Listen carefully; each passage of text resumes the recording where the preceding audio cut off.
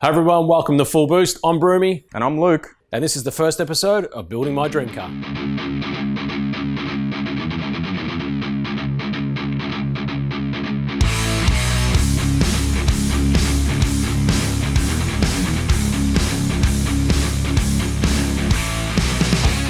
Broomy, you've owned this car for 13 years, the 626 is gone. Are you actually going to do something with this? Well, I guess actions speak louder than words, so let's just get into it and tell you what the plans are. This car's been in many shots over the years in the background. A lot of people always say, hey, when are you going to build the RX7? Well, the time has come, but give us a little bit of a background on why you got this car to begin with.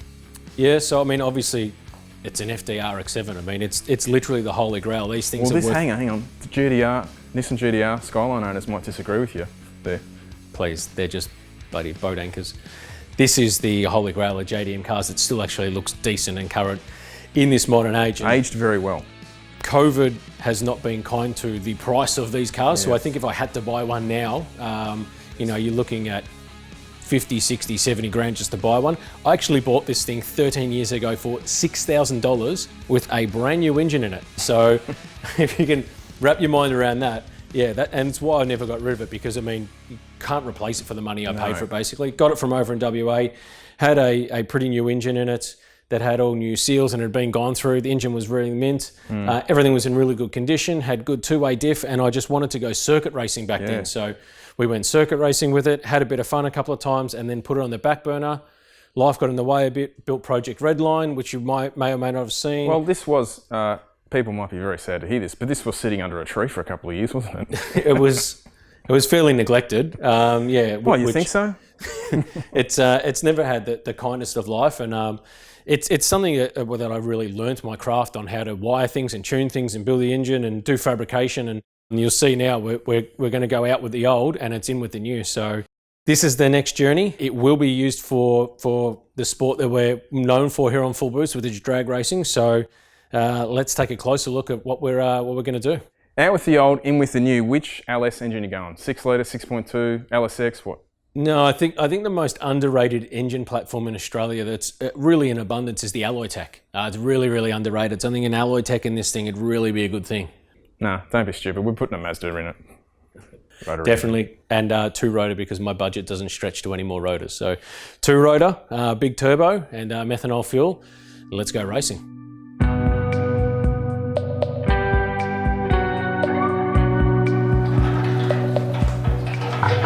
Alrighty, now because I was running this on ethanol, and this car was built quite a while ago, people were very afraid of ethanol back in the days of contaminating fuel systems and corroding everything and anything. So I actually I put a drain tap on this.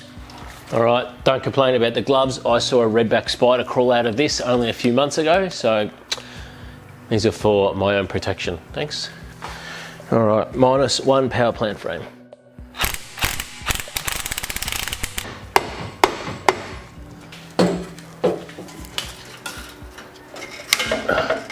That's it. All right, time to take fuel cell out now. Use this transmission jack from Joel's Garage Gear, and thank God it's got a foot pump.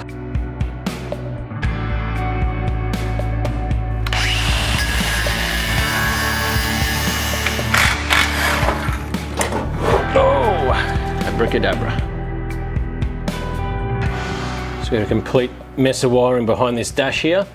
First things first, just to make life easier, I'm just going to take that whole dash out. We have to make the roll cage now anyway, so it's got to come out.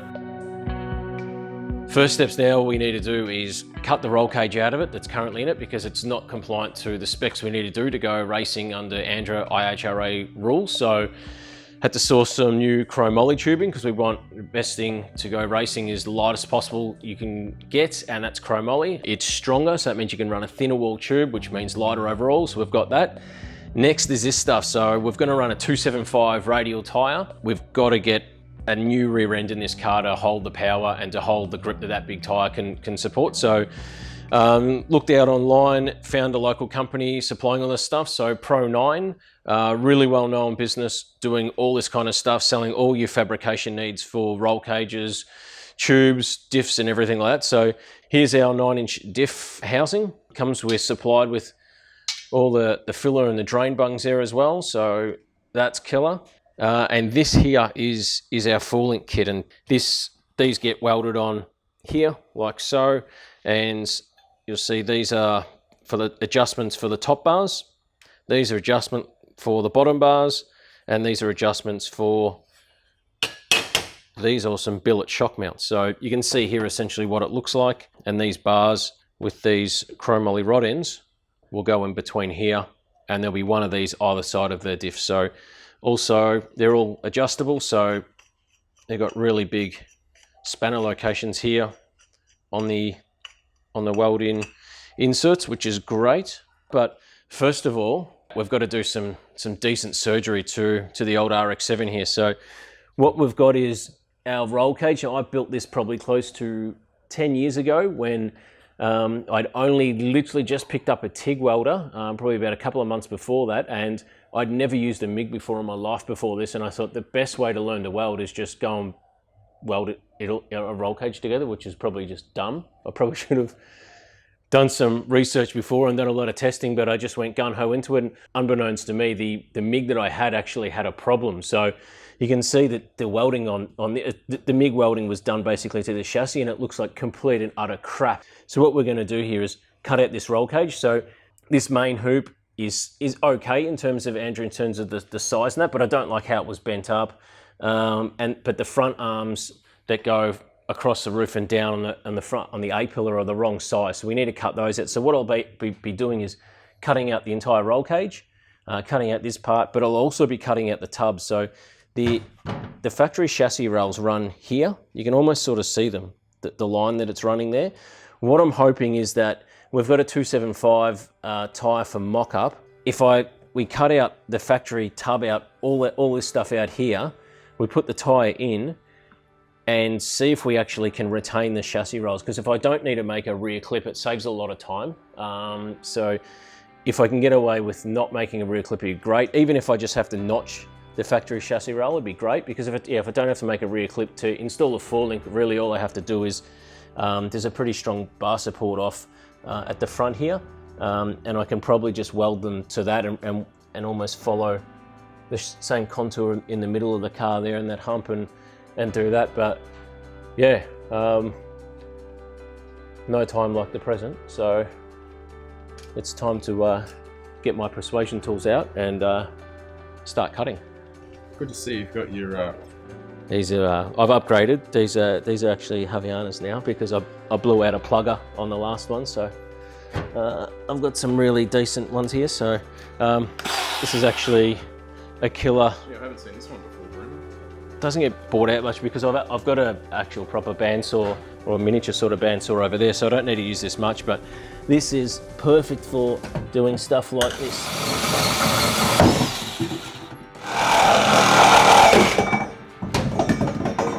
There goes that. If only building cars was as easy as tearing them apart.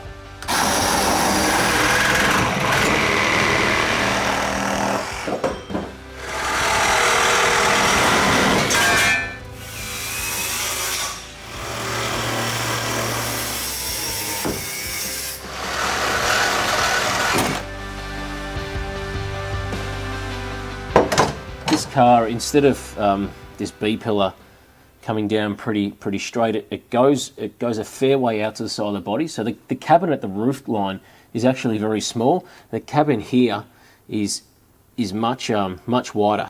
So it's almost 1400 side to side at the bottom here, and at the top it's about 1050. So you can see straight away that if we start making our bends here, at this point, if it's 1050 and down the bottom it's 1400, if we actually do just a 90, where it's say a 50 and a 40, we're going to end up coming really shallow.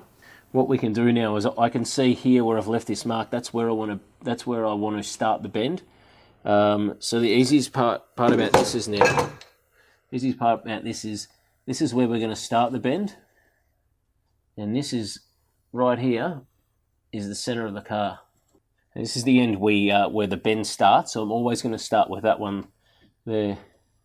It actually looks pretty good. You can see how closely it's following the line of the roof. Once you bend up your big main hoop, that's sort of 3 meters of tube. You get that wrong, that is 3 meters of tube down the drain. So wish me luck. And just like that, we have a main hoop.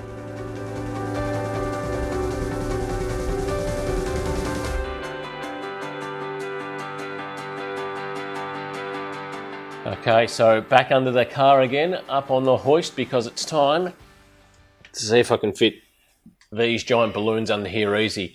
The guards do look pretty spacious up here, fair bit of room for activities in here. Once we take the shock and the spring out, I think we may be pretty good. It'll just depend on where we come out around about here. It narrows in a bit, so that may need some clearancing. I've just made something that'll sit across here, so when we bring it down to the ground level, the car without the rear tyres, the rear subframe will still actually sit at the correct body height, and so that means we can dummy up wheels and tyres into there, knowing where it sort of had already sat as it sits now.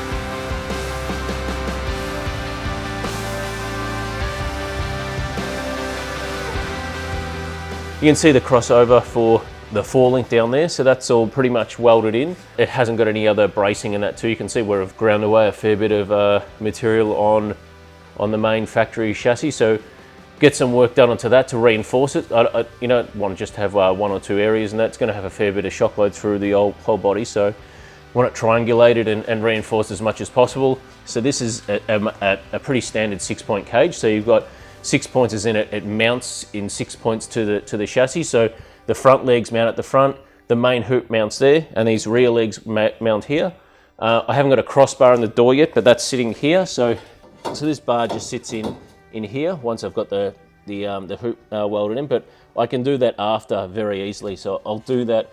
I'll actually weld this to the floor, and then I'll do this later because I can get in. I mean, it looks difficult, but I can get in around here. That'll be no problems. But yeah, I was just putting the seat in here to have a bit of a test fit because you can't just weld a cage in wherever you want. You know, the reason for a roll cage isn't just to allow you to go racing. The reason for a roll cage is to protect you in the case of an accident. Yeah. So yes, it will stiffen up the chassis, and that's a great alternative benefit you get from it. But the idea of this is if you're in an accident, it's going to save your life. So one of the main things is clearance from the top of your head, basically to the top of the main hoop, needs to be 3 inches, I think. So your helmet can't be too close to the cage, is what you're saying? Yeah. You need clearance, and it can't extend past it. So I just get this pipe, and if you look through the back here, you'll see the top of this. I know the top of my head sits on the top of this. You can see I've got enough clearance there, so that's fine. I've got something like 4.5 plus inches there. So you'll see on this. It looks a bit weird, like I haven't welded it all the way around, you might think. I'll give you a look at the base plate where it's mounted to the chassis. You can see here where it looks like, you haven't welded all the way around. That's also mandatory. You can only weld, I think it's every inch, and then there has to be a gap. And the reason for that is if a crack happened to appear, a crack will just keep on following. Yeah, so it's basically a stop to stop a crack. So if something like a crack appeared here, it's only going to go as far as the next gap and then stop. I'll just put the car in the air now, and we'll have a look at how that's progressed. Gee, this looks a lot different. The floor's missing. You've cut that completely out now. Yeah, as you can see, the floor was a bit of an abomination from, like I said, when I was 10 years ago, and I didn't know what the hell I was bloody doing. But basically, I cut you can see remnants sort of a wheel tub. So this would normally be where the spare wheel, like a Space Saver spare wheel, used to sit in an FD RX7. And when I went circuit racing, I had the fuel cell in here, of course. But I plated that over with like 3.5mm steel, and 3.5mm steel is heavy. Heavy, yeah. So, yeah, as you can see, I cut the center section out here as well, and I've drilled some spot welds out that I'll pick these ones out later, so I can leave those rails in the entirety. And the reason I had to cut that out is, like I've previously explained, strongman comp. Do my backing comp, that's about it. You wouldn't be lifting that, that's for sure. Alrighty, we'll wheel this into You can see the advantage of having these stands. Oh yeah. This is, anyone who's got a home garage isn't even thinking about any of this kind of stuff needs to get onto Joel's garage gear right now and sort it out, because this hoist is literally made, without a word of a lie, it's not only just made it easier, I reckon it's probably dropped a month off this project.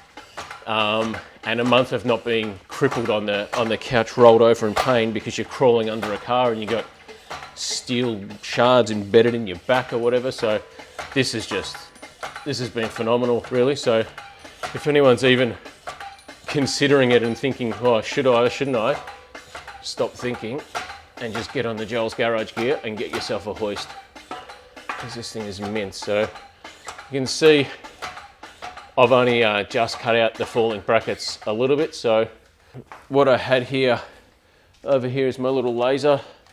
What that done is it helps me get the center line of where the wheel needs to be. So I put these little texture marks here and then one over there, and then essentially what was the center line of where the center I want the wheel to sit. So you can see here at the moment, that's way up high. I know I need to sort of lift it up a bit so I can get it in position. You can see here I might need to do some clearancing work here just to give us a bit more space, but that's pretty much it. And if I just get a big old tire, I might be able to put it in there. The biggest, I know people fit, obviously if they've got like factory RX7s and whatnot, they can fit massive tires like 315s. I've seen people fitting it even up to 285, stuff like that. So it's pretty common. However, factory RX7 is IRS, so you can get a fair bit of negative camber to push the wheel into there. But that always gives you more clearance. Yeah, so with the solid axle 9-inch, I don't have that luxury, and I've got to sort of get around it as best I can. 28-inch tall tyre, I'm fine front to rear. I'm fine in there. And depending on where I want the wheel to sit and the look I want will depend on how much I need to clear in here. So you can see in here, it's barely touching on either of those. So,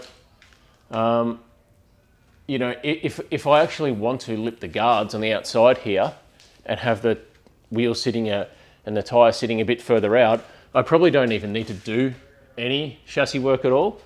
The biggest thing will be these tyres won't grow. So, this is an actual still, the Mazda chassis is still here in its entirety. I haven't touched it. Yes, there was no 9-inch in it, so I've had to cut a bit of the floor to put some brackets to mount the 4-link and the 9-inch in. However, all the chassis rolls are intact. I'm not cutting up the rear end and putting a rear clip in it. I'm not cutting up the front end and putting like chassis extenders or anything in it. This is still exactly an FD RX7 that, almost if I wanted to, I could put the IRS back in. It's most of the locations are still there to do that. So until the wheels come, I really can't do any more on this. I can probably make the 4-link brackets. So this is the Pro 9 4-link kit that we've seen before, and that now just welded in. So I'll make the arms for that shortly. But until I've got the wheels and everything, there's no use going too much further on this because I can't really. You don't want to guess axle size and axle length because axles are expensive and they take a while to get made as well. So there's no use guessing that stuff. It's just silly. You're just wasting money and wasting time. So that's pretty much where we're at the moment. So next step is welding all the rest of the bottom part of the roll cage, and then from there we will get the diff sorted out. Once this is sorted out, I will we'll go on to the party end of town and we'll put the engine in and do some fun things there. So that's pretty much it to look at now. It's time to get it down off the hoist and get welding again. On the next episode of our RX7 rotary project, the Mazda gets some new wheels, while Broomy gets stuck into the engine bay. Make sure you don't miss any of the build by liking and subscribing to the channel.